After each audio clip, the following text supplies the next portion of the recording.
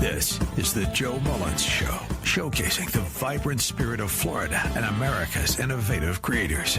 This is the place for captivating conversations, inspiring guests, and industry professionals celebrating the best place in the world to live, shop, work, and play. And now, your host, County Commissioner, entrepreneur, and freedom advocate, Joe Mullins. Hello, Florida. This is Joe Mullins of the Live Workshop Play Show, and welcome to an amazing weekend in the greatest state in the greatest country in the world. And why is Florida the model state to all other 49 states? It's because we've got great people in our state that are leading the way to call out the waste in government. And today, I have got probably the most feared man in politics right now. I've got the CFO, Blaise Ingoglia. CFO, welcome to the show. I appreciate you having me. Now, I see you come into areas and people go, oh God, what is he coming in for? Just this county alone today, Flagler County, my home county, was where I was chairman of the county commission, and saw many things going on, many different spending things that I kind of questioned as a businessman and said, why are we doing it this way? And immediately I was told, this is the way government works. We don't run it like a business. We run it the way government needs to run it. And if we do it like you're talking about, we'll feel impacts in our fire, our safety, our sheriff's office, just everything, so many things. But you just held an amazing press conference that we watched. And now I understand why counties are welcoming you and praising you to come in, not the government officials, but the residents, talking about it. And you did address the impacts that cutting back on spending and wasteful spending, how it wouldn't affect those areas. That's right. Let's talk a little bit about that. And first of all, let's talk about, why are you going to these counties? Why all of a sudden do we have a voice in our state? Many other states need it, but why all of a sudden are you going to these counties calling them out? Yeah, the main reason is because I'm an unapologetic fiscal conservative. I think that there is more than enough money in government to not only do what they need, but to make it an exceptional place. But they misallocate, misappropriate, and quite frankly, misspend through overtaxation and put it to places that really don't matter in people's lives, things that they don't feel, touch, or hear. But you're right. I think we are becoming probably one of the most feared people in government because we are taking on government itself. We're taking on the establishment. We're taking on the status quo. In fact, when we show up to these counties, we don't tell people that we're coming, especially these counties that we believe are overtaxing. They're starting to call me the Jim Cantori of wasteful spending because when I show up, it's usually not good news for the jurisdiction, the county, or the city that we're reviewing. So here in Flagler County today, you were at the press conference. We announced that Flagler wasted about $59 million of taxpayer money last year on growing government. And that was money that should have never been taxed, should have never been spent, belongs in the hands of the taxpayers. And that $59 million is the amount of revenue that was taken in over and above what would normally be taken in for inflation and population. They just took the money, showed zero fiscal restraint, and spent it. Now, Flagler County has a population of around 100,000 people. We're talking a serious amount of money back in the taxpayers' pocket from that $59 million. You know, as a former commissioner here, I remember seeing many times we would go out and seek state money and some of the elected officials would be briefed on it, and so would I. And we were told, hey, we're going to put it in a thing called a general fund. And the general fund, we can kind of put it wherever we need to. It was earmarked for certain things, but yet it made it to that general fund. And all of a sudden it became a slush fund. Absolutely. That's a better word for it. You brought that up today. You called them out on it. You actually, with elected officials at this press conference that walked in a little different than they walked out. You called them out on it. $59 million doesn't seem like a lot when you look at governments, the bigger governments, but for a county this size, it's a lot. It's a lot. The biggest jump in percentage basis of any government that we reviewed. It's 120. Their budget in 2019-2020 general fund budget was $94 million. And last year was $203 million. There's an increase of $110 million in the budget over 6 years. Now, the county did grow by the tune of about $32 thousand people, but there was more than enough money to account for the increase in population, and that's the frustrating part. Well, now, when I was a county commissioner here, this was back till 2022, and we did see a lot of money come in from the federal government to help with COVID. We also saw our property value taxes go sky high. The tax assessor went out and appraised things at some of its highest levels. We haven't seen a decrease. We have not seen a decrease yet. When you go to sell your home or sell your condo, it's not worth what it was a few years ago. And then the argument is we need this money to be able to keep our county safe, to be able to keep our county funded. But Flagler County is very unique. It's probably 90% based on the taxpayers.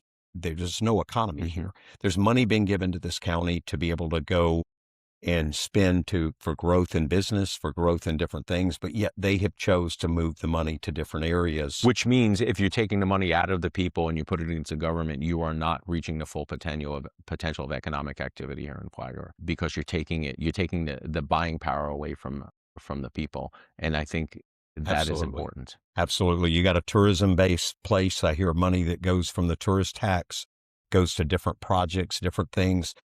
I'm not against libraries, but 2 years ago, they spent $15-20 million, actually more than that, $30 million on a new library. Yeah. And it had a lot of books in it.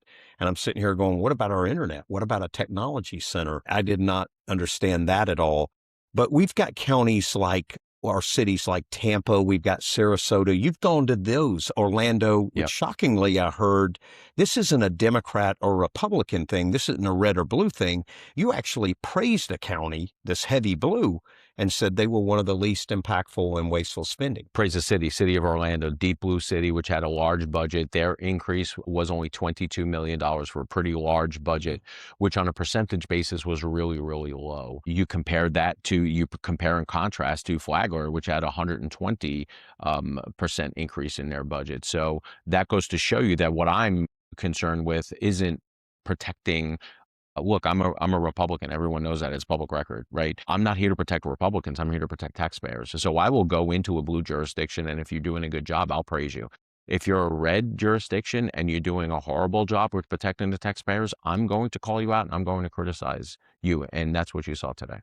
So we're seeing local spending going crazy. We now have a watchdog over it. What is the worst county that you've seen in the state of Florida so far? On a percentage basis, Flagler. On a raw dollar amount so far, it's been Palm Beach County. They wasted $344 million of taxpayer money last year, but that was money in the 24-25 budget. We have new numbers for 25 and 26. We'll be rolling out updated numbers over the next couple of months. And I will tell you that some of the counties that we criticized for excessive wasteful spendings took the cue and reduced their spending. Some of them didn't take the cue and doubled down on stupid, and now their wasteful spending went up.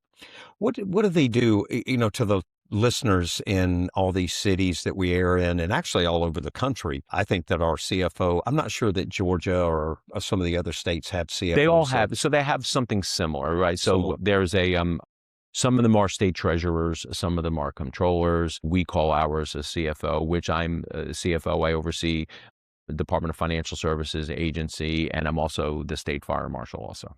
So the states that don't have a CFO but they've got some kind of form of it, how many states do you see doing what Florida's doing what you're doing? So I would probably say out of all the states, we are probably the leader in uncovering this. We are the leader in being the most aggressive and the leader in cheerleading for the taxpayers. But I will tell you that there are other state treasurers and the CFO types, controllers, that are actually doing a really good job uncovering waste. In fact, there was a Fox Business special last night that I was on that went over how we are tackling a lot of this waste at the state level, and it highlighted some of my counterparts. I would like to think that we're the best at it because we are the free state of Florida and we are unapologetic with keeping this place the best place to live. So I'm sort of partial with that. I look at it being a former elected official and being in it and seeing this kind of stuff going on, and the latest environments to get the endorsement of other elected officials, other sheriffs, other things. It's the big thing. You're not worried about getting the endorsements of all these people you're calling out for this wasteful spending? No, in fact, our stance, especially with law enforcement, has been that, local governments try to put all of the increase in their budgets on law enforcement or first responders, fire and police.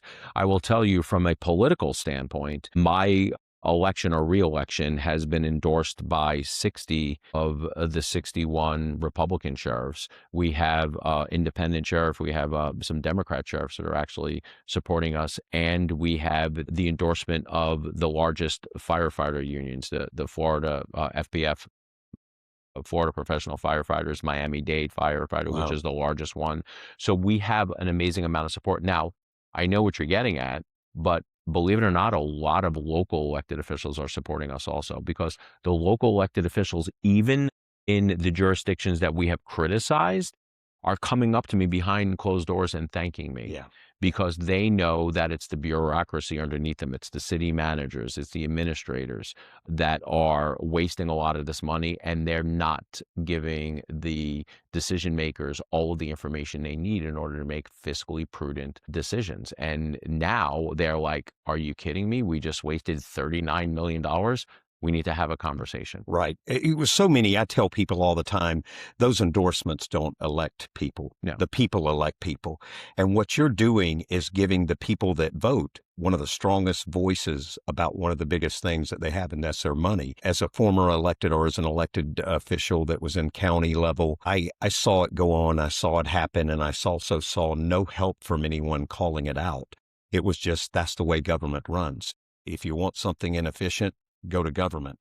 You are taking it to another level of showing, hey, we can get efficient and we can do what we were voted and elected in here to do. So I don't see the endorsements being that big of a issue if you do lose some. The biggest endorsement I can get is from the taxpayers. Yeah. And when during my press conference, I made reference to instances where people are just coming up to me on the street and thanking me for what I don't know who they are. There was one instance I was hopping on a plane, commercial air flight. I was going down to Miami, and I was sitting up front, and an elderly lady came in, and I thought she was starting to fall over, but she was leaned over. She grabbed my knee and she whispered in my ear, "Thank you for everything that you're doing." That's all I need. That's the endorsement. That's push. That's a great push. In looking at what's ahead of you and what you're doing, going to these counties, calling them out on the spending, bringing it. What's the solution? What teeth do you have? Some people have made the comment, well, it's just calling it out, it's just doing it.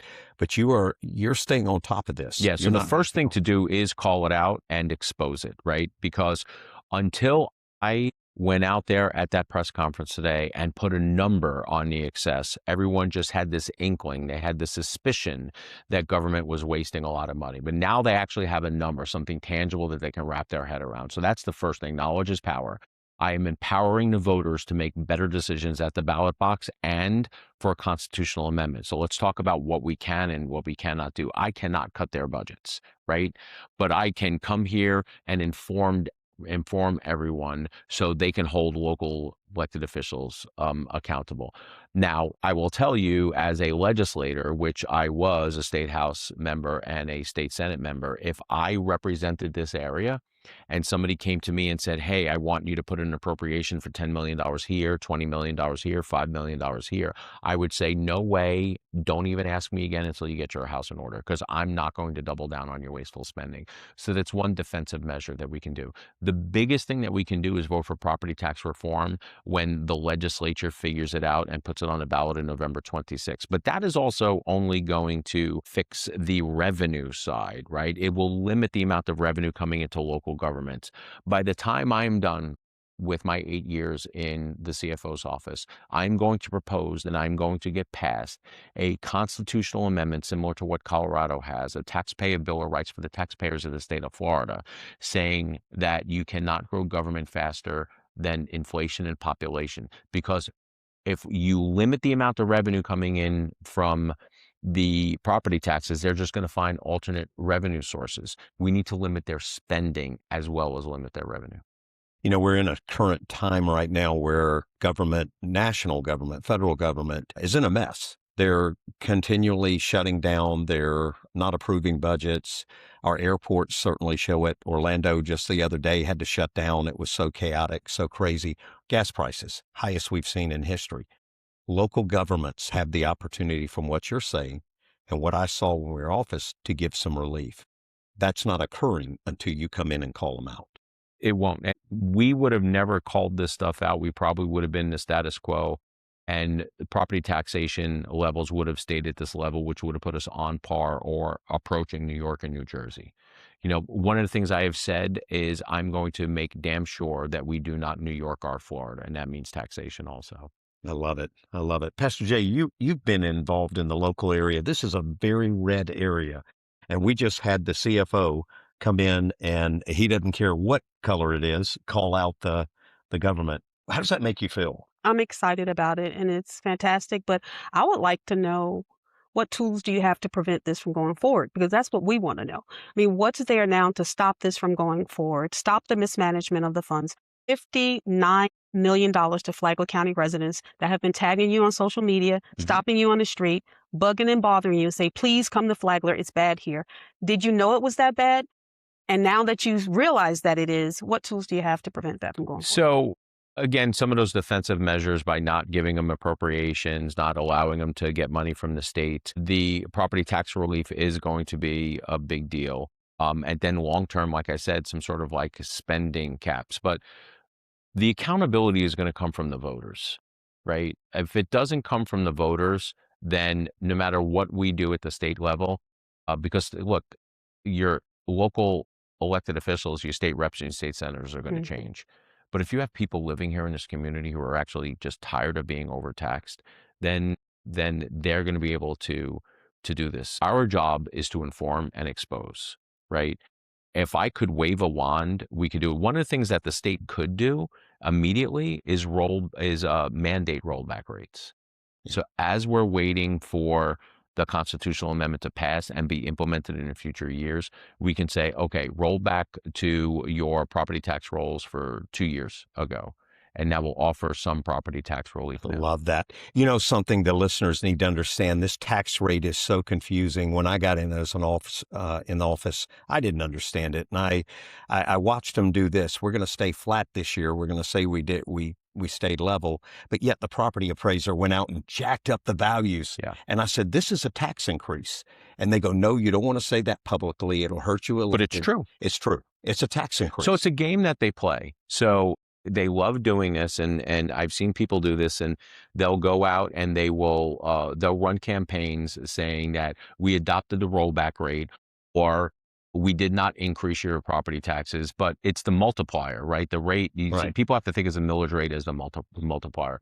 What people don't understand is that when you have an increase in property values and an increase also at the same time of new homes coming on the market, your millage rate should theoretically go down, not flat. Right. If it's flat, it's a tax increase. Even down some. I mean, we showed today, I think the number was 1.4 mils that they could have cut their taxes and offered some real property tax relief, just getting rid of the $59 million worth of waste. So that goes to show you that they could have gone down 1.4 mils and still funded everything. Well, if I do my math, and I'm not the best math person, you're probably much better than me, but I'm looking at it going, this is $50,000 a year in a population of 100,000. This is around 50,000, a little over 50,000 a year that would go back to the taxpayer, or that would be taken out per person from wasteful expense. 59 million. That's a lot.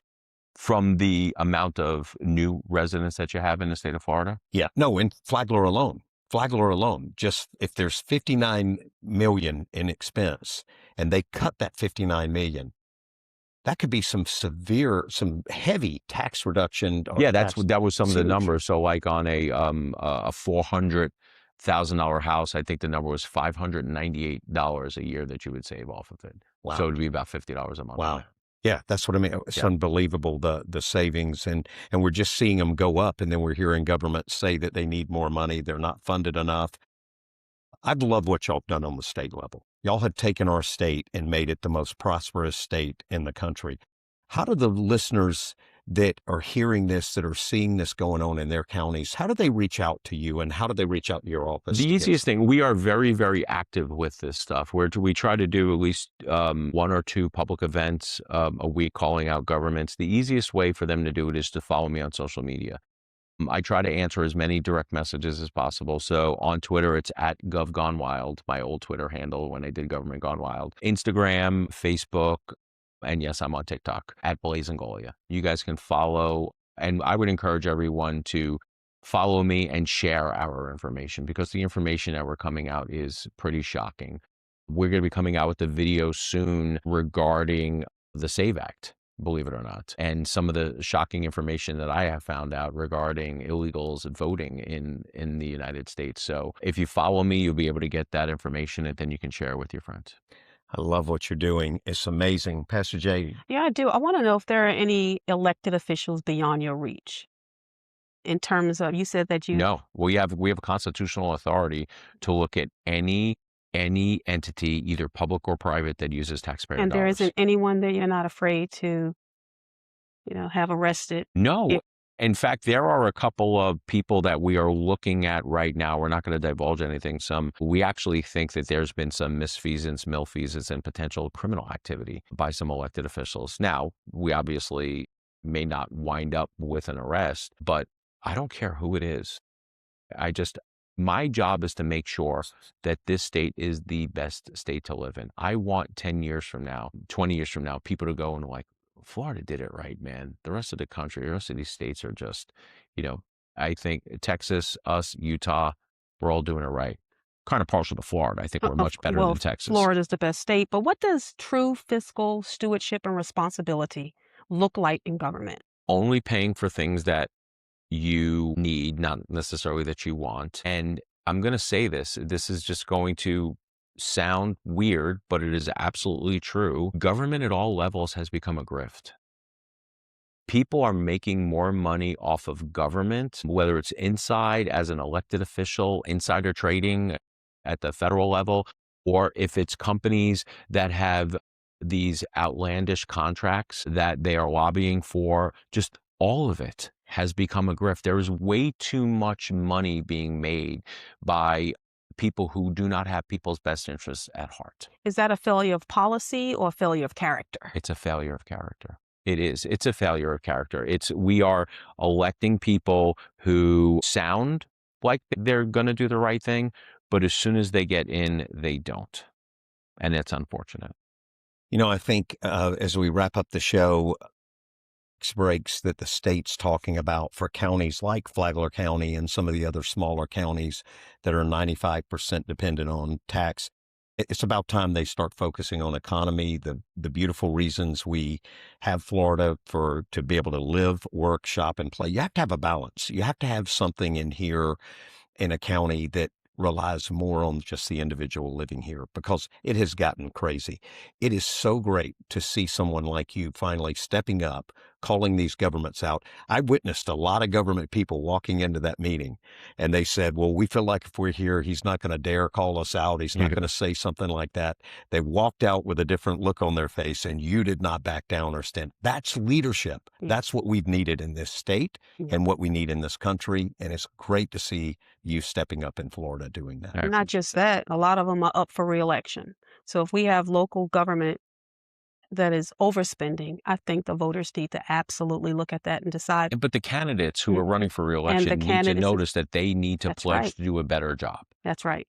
Absolutely. Not just pledge, but actually do a better job. Amen to that. Well, and know they've got a watchdog on them now. Know that they're going to be looked at and watched. And state employees, the same thing. We see so many different instances where state employees abuse money or they put it to places they shouldn't. Yeah. They give themselves raises. I've seen that over and over and couldn't understand that. We actually arrested, because we have a law enforcement division, and I actually arrested about a month ago 8 state employees for stealing $1.7 million from the taxpayers. Wow.